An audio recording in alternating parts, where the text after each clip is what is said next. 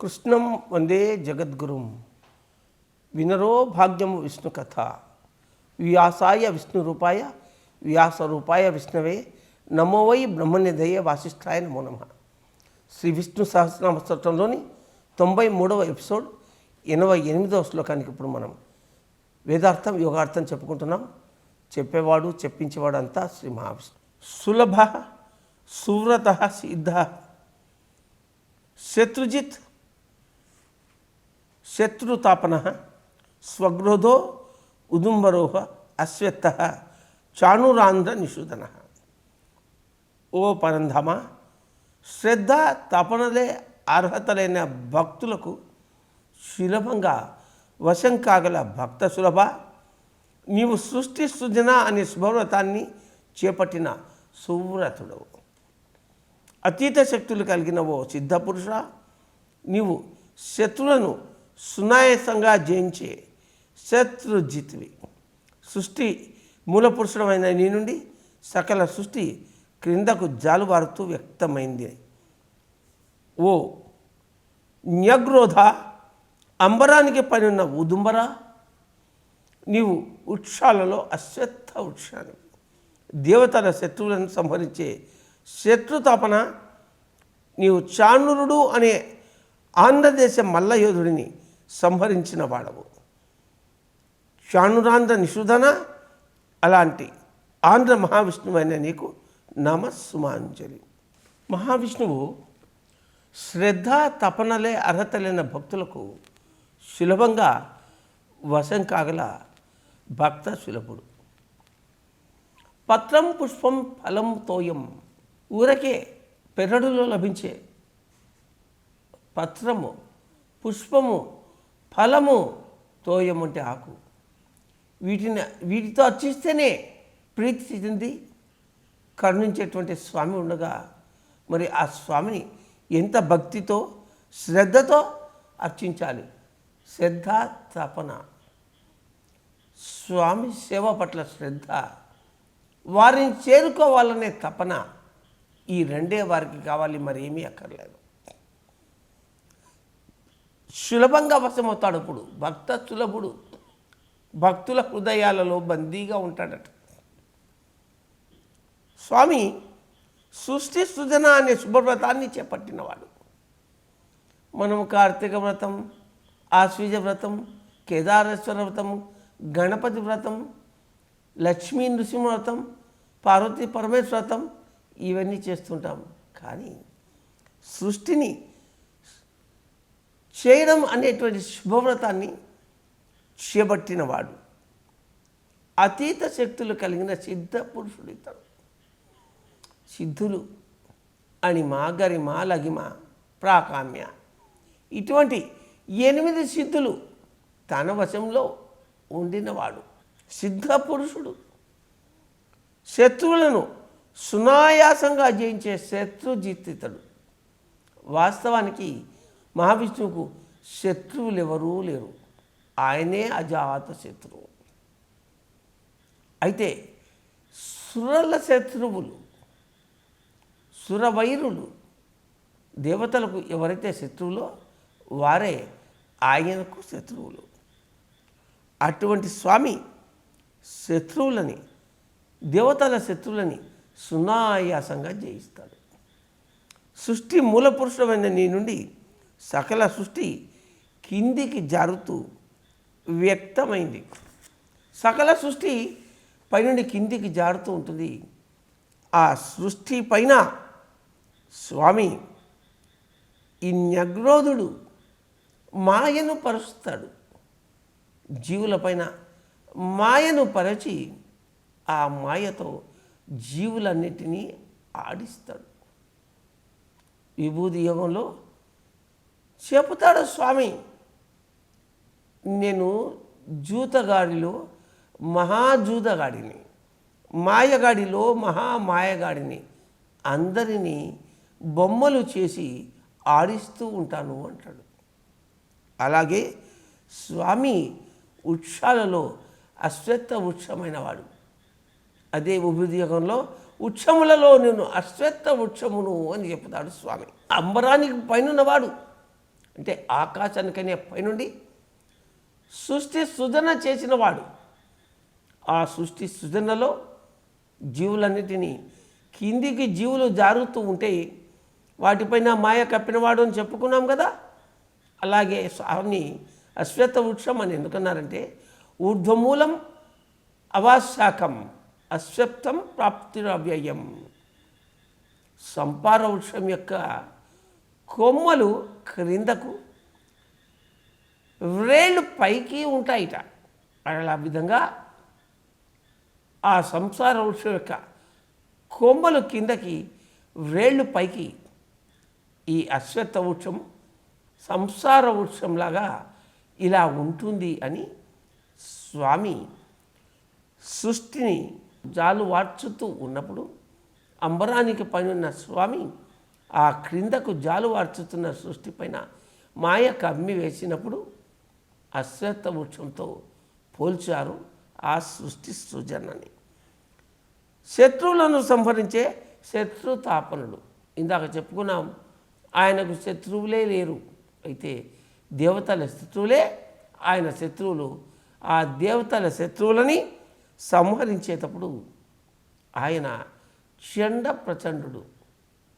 అదేవిధంగా ఆయన చాణురుడు అనే ఆంధ్రదేశానికి సంబంధించిన మల్లుడిని, కంసుని ఆస్థాన మల్లుడిని సంహరించిన వాడు. ఇక్కడ స్వామి చాణురుడు అనేటువంటి ఆ కాలంలోని సుప్రసిద్ధ మల్లుడిని చంపాడు కంసుని ఆస్థానంలో. కంసుని పిలుపు పైన, కంసుని మధురా నగరానికి వచ్చిన వారిపైన స్వామి సభలో ప్రవేశిస్తూ ఉండగానే చాణురుడు అనేటువంటి మల్లుడిని బలరామకృష్ణుల పైన ప్రయోగించాడు. వారిరువురు ఆ కాలంలోనే సుప్రసిద్ధ మల్లుడు అతడిని సునాయాసంగా ఎత్తి గిరగిరా తిప్పి చంపి పడవేశారు. సుప్రసిద్ధ మల్లుడెక్కడ, 12 సంవత్సరాల బాలురెక్కడ. అది వారి శత్రు సూదన శక్తి.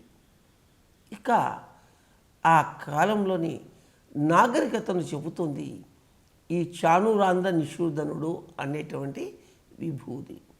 అంటే ఆ కాలంలో మధురా నగరం దాదాపు ఢిల్లీ దగ్గర ఉంది. అంత దూరం, దాదాపు 2500 కిలోమీటర్ల దూరం ఆ కాలంలో, అంటే 5000 సంవత్సరాల కింద ఆంధ్రదేశం నుంచి కూడా అక్కడికి వెళ్ళేవారు. అంటే రాజులు గొప్పవారిని, వీళ్ళు కాండ్లను, మల్ల యోధులను, వీరులను, పండితులను, కవులను, యోగులను ఆదరించారు అనడానికి ఇది సంకేతంగా కనపడదు. అటువంటి ఆంధ్ర మహావిష్ణువుతో స్వామిని పోల్చారు. ఇక్కడ కవి శ్రీకాకుళ ఆంధ్ర మహావిష్ణువుకు శ్రీకాకుళంలో గొప్ప ఆలయం ఉంది. ఆయనను శ్రీకాకుళ ఆంధ్ర మహావిష్ణువు అని పిలుస్తారు. అక్కడి నుంచి వలస వెళ్ళినవాడు ఈ చాణురుడు అనేటువంటి మల్లుడు. శ్రీకాకుళాంధ్ర మహావిష్ణువు ఎక్కడున్నా స్వామి అందరికీ అందేవాడు, అంత సులభంగా అందనివాడు. మనం స్వామిని శత్రుజిత్ అని చెప్పుకున్నాం. స్వామి శత్రువులు ఎవరయ్యా అంటే దేవతల శత్రువులే అని చెప్పుకున్నాం. దేవతల శత్రువులు రాక్షసులు. మరి దేవతలకు రాక్షసులు ఎందుకు శత్రువులయ్యారు? రాక్షసులు దేవతలను ఎందుకు ఎప్పుడూ పీడించేవారు? కారణం, ఈ దేవతలు సత్వ, శుద్ధ సత్వ నిర్గుణులు. రాక్షసులు తమోగుణ, రజోగుణ ప్రధానులు. గుణలోపం వల్ల, ఆహార దోషం వల్ల, ఎన్విరాన్మెంట్ వల్ల వారు రాక్షసులుగా మారి సాధువులను, సాధుజనులను, ఋషులను, దేవతలను పట్టి పీడించుకొని తినేవారు. వారి యొక్క పీడను భరించి భరించి భరించి ఇక తప్పదు అనుకున్నప్పుడు వారందరూ దేవేంద్రునికి మొరపెట్టుకుంటే, ఆ దేవేంద్రుడు బ్రహ్మకు మొరపెట్టుకుంటే ఆ బ్రహ్మ వారితో కలిపి వైకుంఠానికి వెళ్ళి విషయాన్ని శ్రీ మహావిష్ణువుకు చేరవేస్తే ఆయన సందర్భాన్ని బట్టి అవతారం తీసుకుని జన్మ తీసుకుని భూమిపైకి వచ్చి వారిని ఆ తమో రజోగుణ ప్రధానులని సందర్భ సహితంగా వారిని చంపేవాడు. కొందరికి హితవు చెప్పేవాడు, మరికొందరికి సవ్య మార్గాన్ని నేర్పేవాడు, తప్పదన్నప్పుడు చంపేవాడు.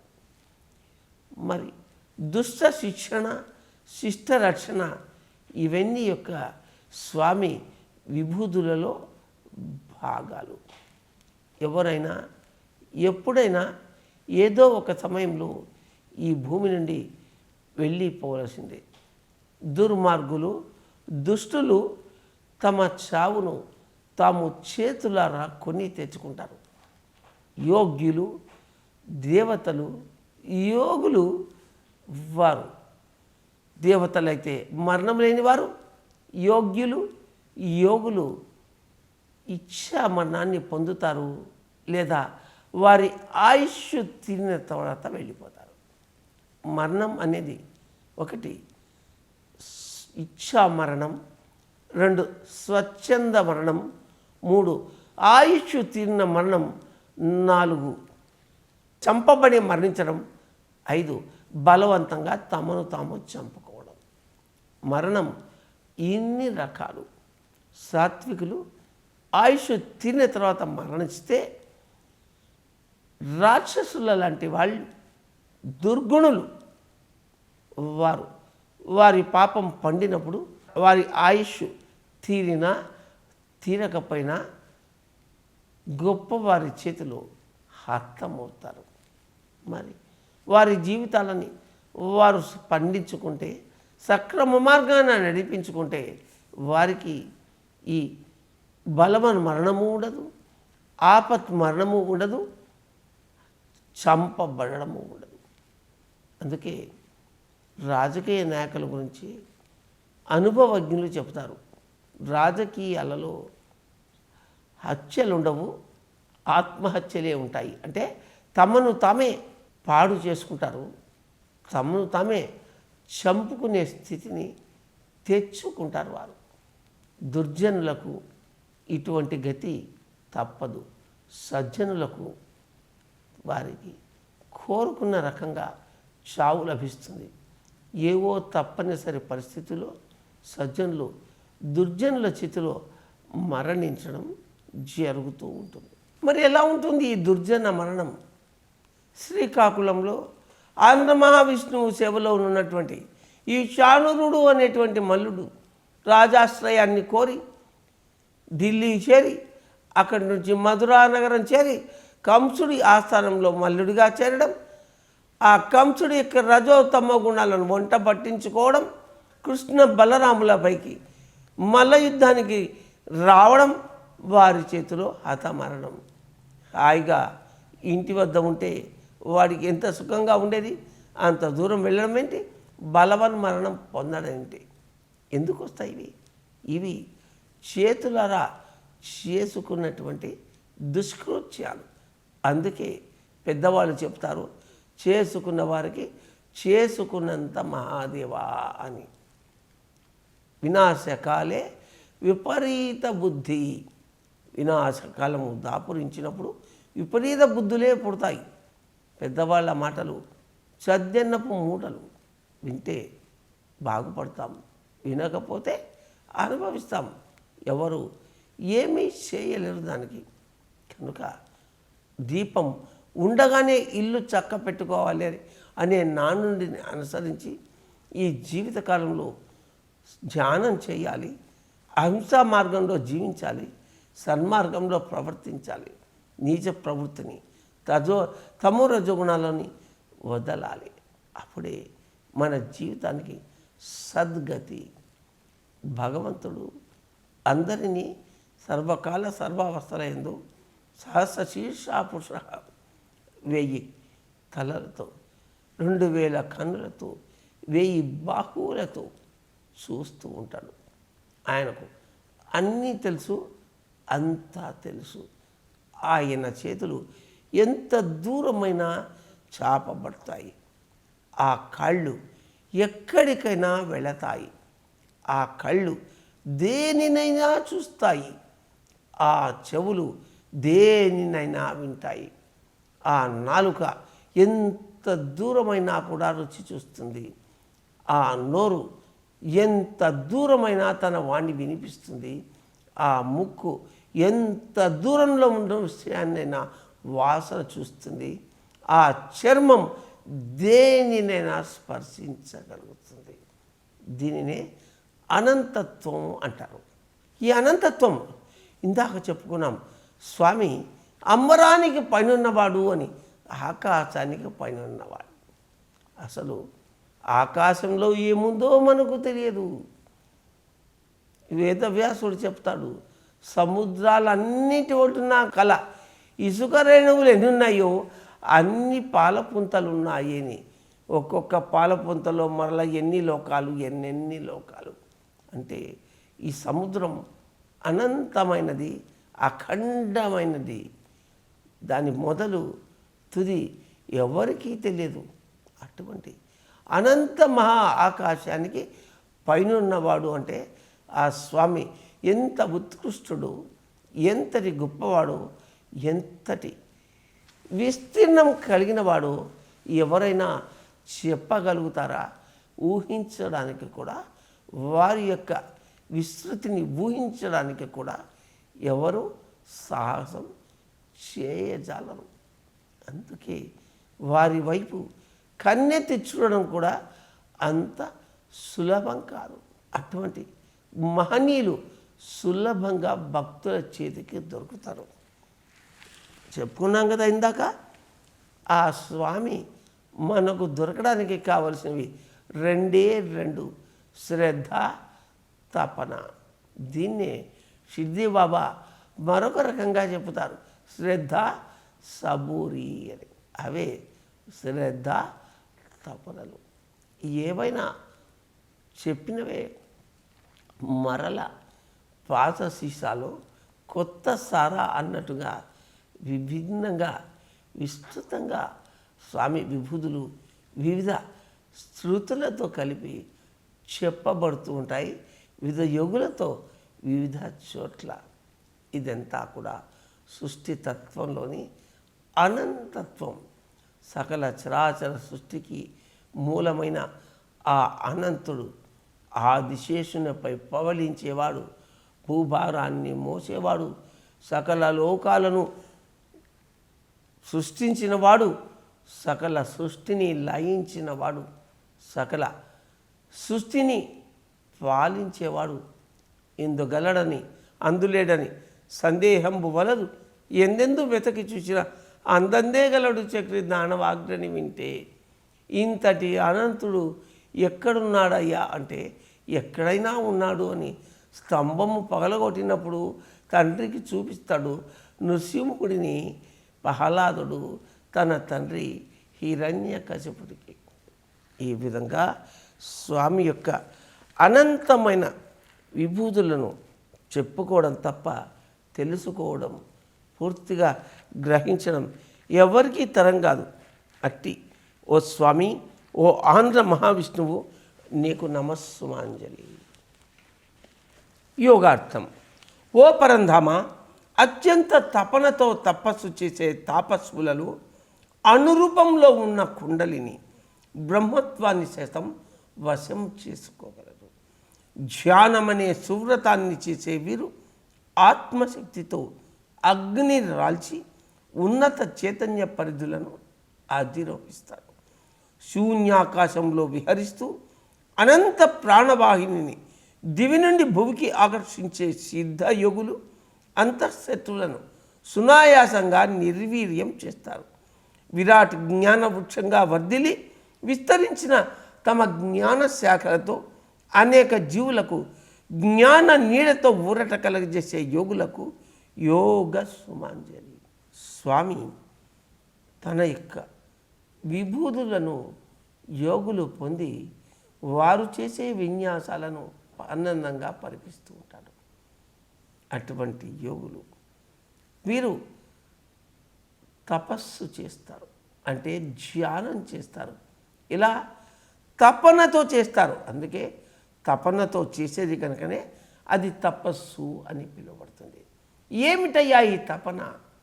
స్వామిని పొందాలనే తపన, లోక కళ్యాణానికై తపన, సంసారాన్ని అవలీలగా జయించడానికి తపన, ప్రపంచానికి మేలు చేయాలనే తపన. ఈ తపన కూడా అత్యంతంగా ఉంటుంది తాపస్సులలో. ఈ తాపస్సులలో ఈ తపనకు తగినట్లుగా ఉత్తేజమవుతున్నటువంటి అనురూపంలో ఉన్నటువంటి కుండలిని, ఈ కుండలిని బ్రహ్మత్వాన్ని సైతం వశం చేసుకోగలదు. ఏమిటయ్యా ఈ కుండలిని? అణురూపంలో ఉంటుంది. అణువు అంటే ఏంటి? ఒక అణువు అంటే ఒక గురువింద గింజంత ఉండేదాన్ని ఒక అణువు అని చెప్పుకుంటాం. ఇంకా సూక్ష్మంగా ఉండేదాన్ని పరమాణువు అని చెప్పుకుంటాం. గురువింద గింజంత అణువు ఇది ఒక ఆటం బాంబును సైతం చేస్తుంది. అంత శక్తి ఉంది శరీరంలోని మూలాధారంలోని ఒక అణువుకు. కొన్ని అణువులు చేరితేనే అవి లఘు అణువులు అవుతాయి. కొన్ని లఘు అణువులు అయితేనే అది ఒక పెద్ద గోళంగా మారుతుంది, ఒక భూమిగా, ఒక సృష్టిగా మారుతుంది. ఒక అణువు ఒక సృష్టి తత్వాన్ని సంతరించుకుంది అంటే అది ఎంత గొప్పదో తెలుసుకోవాలి. ఒక ఏనుగు సంతానాన్ని పొందుతుంది, ఒక చీమ సంతానాన్ని పొందుతుంది. అయితే ఏనుగుకు ఎంత బలముందో చీమకు అంత పట్టుదల ఉంది.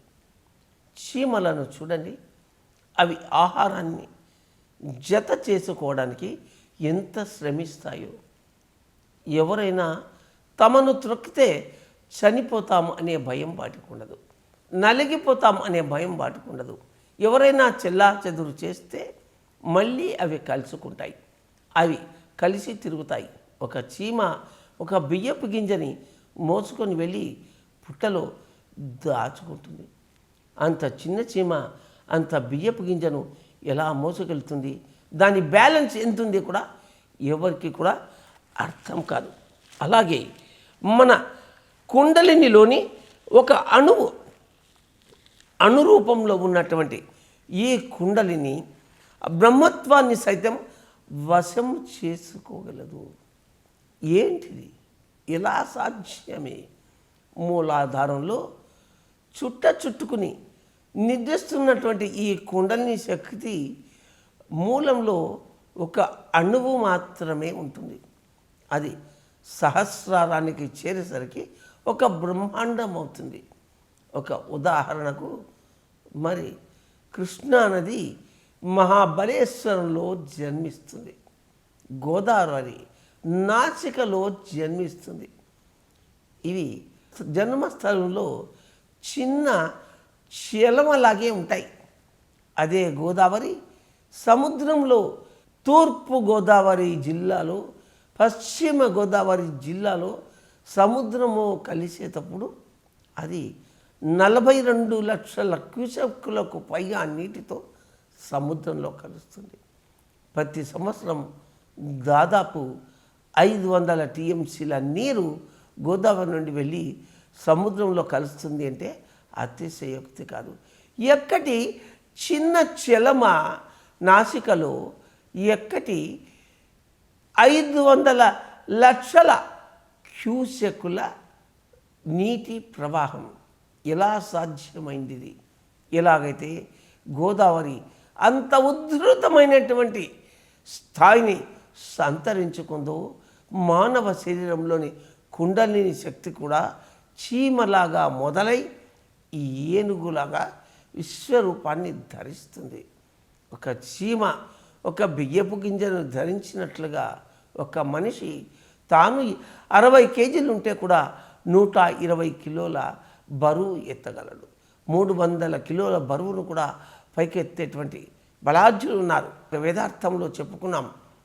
శ్రీకాకుళం నుంచి బయలుదేరి మధురా నగరం వెళ్ళినటువంటి ఆంధ్ర మల్లుడు శార్నూరుడు మరి గోవర్ధనగిరిని చిటికెన వేలతో ఎత్తినటువంటి శ్రీకృష్ణ బలరాములను అవలీలగా పైకి ఎత్తడానికి సాహసించాడు. అంటే మరి అతడు ఎంత బలాఢ్యుడు, ఎంత ధైర్యవంతుడో మనం గుర్తు చేసుకోవాలి.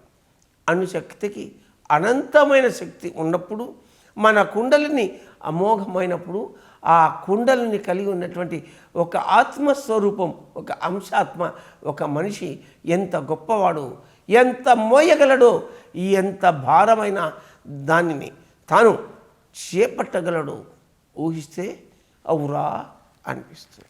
ధ్యానం అనే సువ్రతాన్ని చేసే వీరు అంత గొప్ప సువ్రతాన్ని చేపట్టగలుగుతారు. కనుకనే ఒక బ్రహ్మాండాన్ని కూడా బద్దలు చేయగలరు యోగులు. బ్రహ్మాండాన్ని కూడా బద్దలు చేయగలరు. ఆత్మశక్తితో అగ్నిని దాల్చగలరు, అవరోధించగలరు. ఉన్నత చైతన్య పరిధులను అవరోధించగలరు. అగ్నిని రాల్చగల శక్తి. శ్రీపాద శ్రీవల్లభుల మాతామహులు బాపనార్యుల వారు, శ్రీపాద శ్రీవల్లభుల తండ్రి శ్రీధర రాజశర్మ గారు అగ్నిని రాల్చగలరు. వారు అగ్నిహోత్రాన్ని వెలిగిస్తున్నప్పుడు మంత్రాన్ని చదివేవారు. వెంటనే ఆ అగ్నిహోత్రం వెలిగేది. అంతే తప్ప వారెప్పుడు చెకుముకి రాయిని కానీ, అగ్గిపెట్టెను కానీ, మరొక నిప్పుడబ్బను కానీ వాడిన దృశ్యాంతాలు లేవు. కేవలం మంత్రజపంతో అగ్నిని రాల్చేవారు. ఉన్నత చైతన్య పరిధులను అధిరోహించగలరు ఇటువంటి మహానుభావులు. అలా ఉన్నత చైతన్య పరిధులను అధిరోహించగలరు కనుకనే ఆ బాపనార్యుల వారు మహాసూర్యమండలం నుంచి, అంటే సూర్యనారాయణుడు, మన యొక్క సూర్యునికి పైన మధ్య సూర్యుడు ఉంటారు. ఆ మధ్య సూర్యుని పైన కేంద్ర సూర్యుడు ఉంటారు. వీరినే central sun, great central sun అని పిలుస్తారు. ఆ సెంట్రల్ సన్నే మనం సూర్యనారాయణుడు అంటాం. ఆయనే మహావిష్ణువు. అందుకే 12 ఆదిత్యులలో సూర్యుడను నేను అంటాడు శ్రీకృష్ణ భగవానుడు విభూది యోగంలో. ఆ విధంగా మహానుభావులు అగ్నిని రాల్చి ఉన్నత చైతన్య పరిధులను అధిరోహించగలరు. ఆ విధంగానే బాపనార్యుల వారు ఉన్నత చైతన్య పరిధుల నుంచి, సూర్యమండలాన్ని నుంచి కళలను ఆకర్షించి శ్రీశైలం జ్యోతిర్లింగములోనూ, మరి ఇతర 11 జ్యోతిర్లింగాలలోనూ, మరెన్నో గొప్ప శివలింగాల్లోనూ ఏకకాలంలో ప్రతిష్ఠించారు. అంటే మన ఋషుల యొక్క ఆత్మశక్తి ఎంత గొప్పదో ఊహించుకోవచ్చు. శూన్యాకాశంలో విహరిస్తూ అనంత ప్రాణవాహినిని దివి నుండి భూమికి ఆకర్షించేవారు ఈ శుద్ధ యోగులు. శూన్యాకాశంలో విహరిస్తూ అనంత ప్రాణవాహిని దివి నుండి భూమికి ఆకర్షించేవారు సిద్ధ యోగులు. ఇలాంటి యోగులు ఎంతోమంది ఉన్నారు మన వైదిక చరిత్రలో. శూన్యాకాశంలో ఉన్నటువంటి అనంత ప్రాణవాహిని ఇది యూనివర్సల్ ఆక్సిజన్. మనమే దాన్ని విశ్వశక్తి అంటాం, కాస్మిక్ ఎనర్జీ. ఇది అనంత ప్రాణవాహినితో కూడి ఉంటుంది. భక్తుల, జ్ఞానుల, యోగుల సహస్రారాల నుంచి వారి శరీరాలకు, వారి శరీరాల నుంచి ఈ భూమిపైకి ప్రవహిస్తూ ఉంటుంది ఈ ప్రాణవాహిని. దివి నుండి భూమికి దిగి వచ్చి దీనిని ఆకర్షించగలరు సిద్ధయోగులు. వీరు అలా అనంత ప్రాణవాహినిని ఆకర్షించి తమలోని తమ అంతఃశత్రువులను సునాయాసంగా నిర్వీర్యము చేయగలరు. మామూలుగా శత్రునాశనం అని చెప్తాం. శత్రునాశనం అంటే మన శత్రువులు ఎవరో వారిని చంపడం అనుకుంటాం. కాదు. మహాశత్రు వినాశనం అంటే మనలోని మహాశత్రువులు అరిషడ్ వర్గాలు కామ, క్రోధ, మోహ, లోభ, మద, మాత్సర్యాలు వీటిని ఈ అంతఃశత్రువులను సునాయాసంగా నిర్వీర్యం చేయగలరు సిద్ధ యోగులు. విరాట్ జ్ఞాన వృక్షంగా వర్ధిల్లి వీరు విస్తరించిన తమ జ్ఞాన శాఖలతో అనేక జీవులకు జ్ఞాన నీడతో ఊరట కలగ చేయగలరు.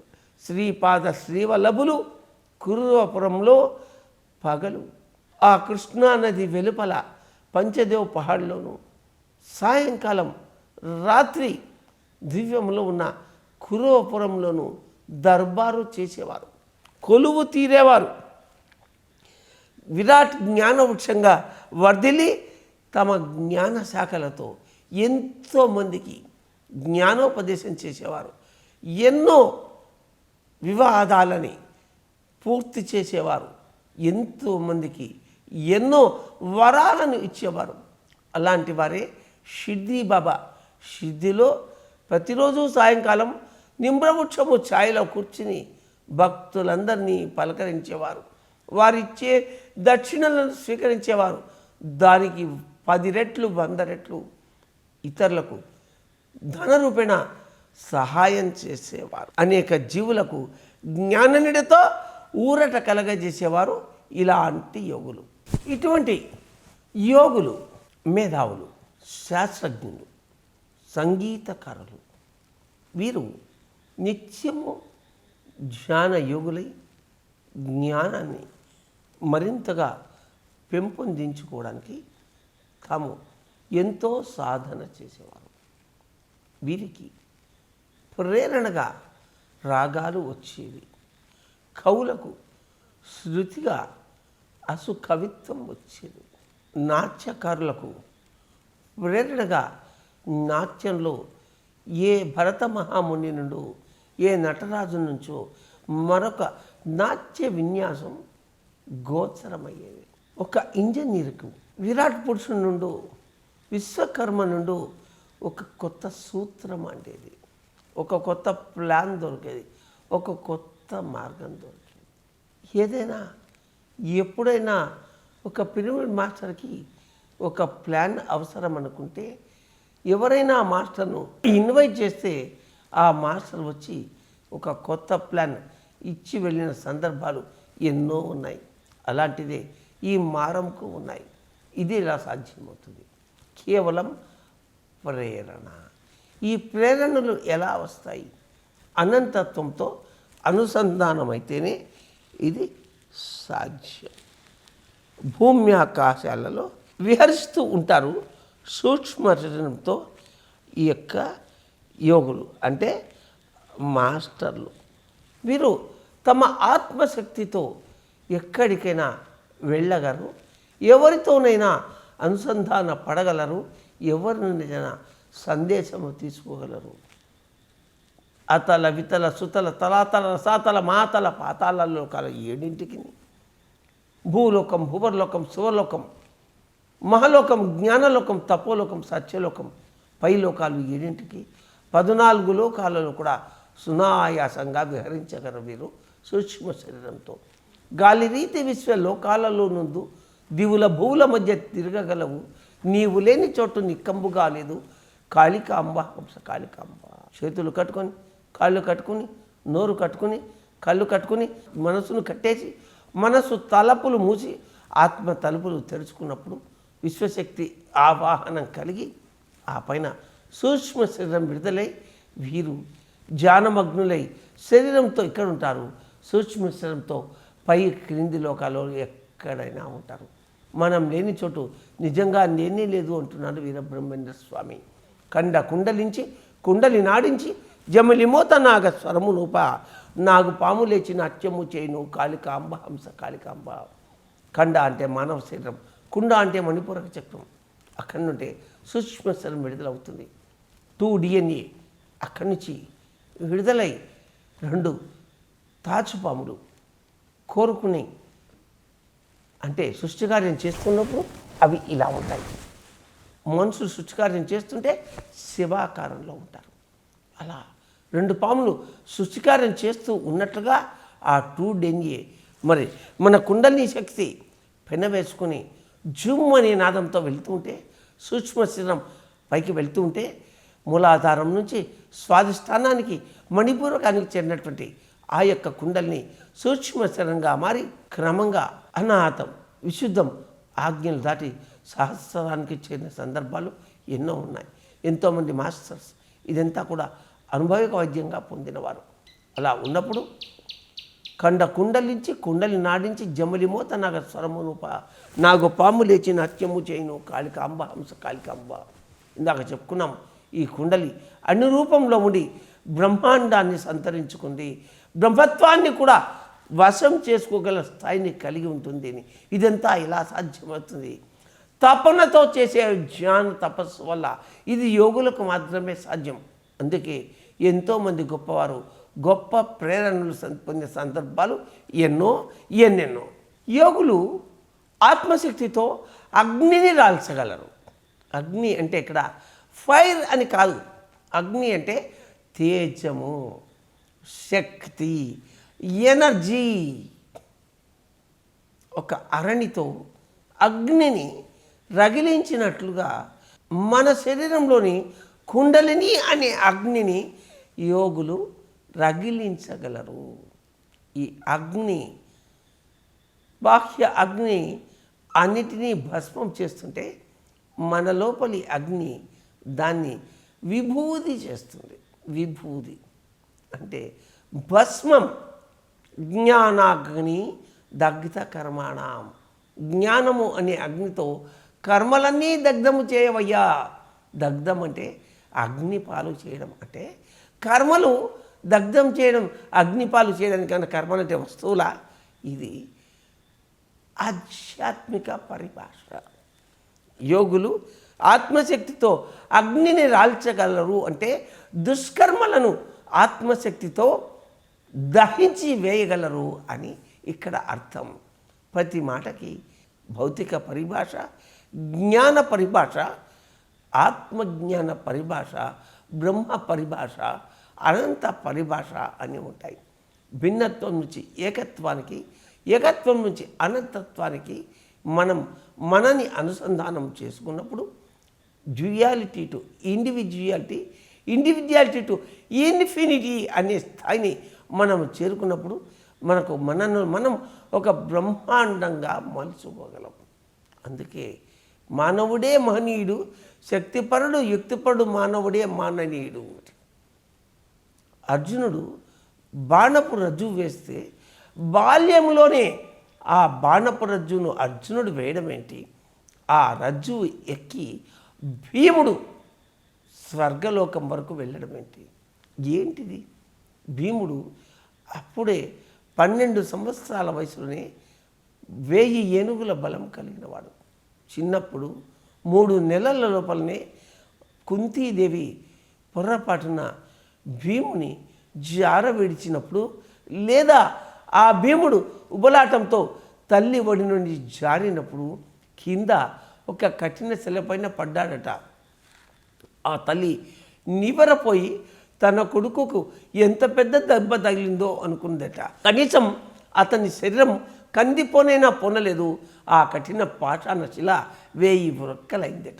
అర్జునుని యోగశక్తితో అతడు బాణపు రజ్జువును వేస్తే భీముడు తన యొక్క భీమశక్తితో స్వర్గానికి వెళ్ళాడు. ఇది ఏ విధంగా సాధ్యం అంటే, ఇది అణువంత కుండలిని బ్రహ్మాండం చేయగలిగినప్పుడే సాధ్యం. అందుకే ఇది యోగులకే సాధ్యం. యోగులకు ఏది అసాధ్యం కాదు. సతీ సుమతి సూర్యుడి గమనాన్ని ఆపగలిగింది. సూర్యుడా నువ్వు ఉదయించకుండుగా కానీ ఆజ్ఞాపిస్తే సూర్యుడు ఆగిపోయితే పంచభూతాలు గజగజ వణికాయిట. అప్పుడు అనసూయాదేవి జోక్యం చేసుకున్నప్పుడు ఆ సతీ సుమతి స్వాంతనురాలై మరల సూర్యుని ఉదయించమని కోరిందిట. యోగుల వాక్కుకు అంత శక్తి ఉంటుంది. ఆ వాక్కుకు అంత శక్తి వచ్చేలా వచ్చింది. జ్ఞాన తపో బలం వల్ల అంత శక్తి ఎలా వచ్చింది? అగ్ని అంటే తేజాన్ని రగిల్చడం వల్ల. ఇదంతా కూడా ఆధ్యాత్మిక పరిభాష. దిగిననే కదా లోతు తెలియను అంటారు. ఇటువంటి మహనీయులైనటువంటి యోగులకు యోగ సుమాంజలి.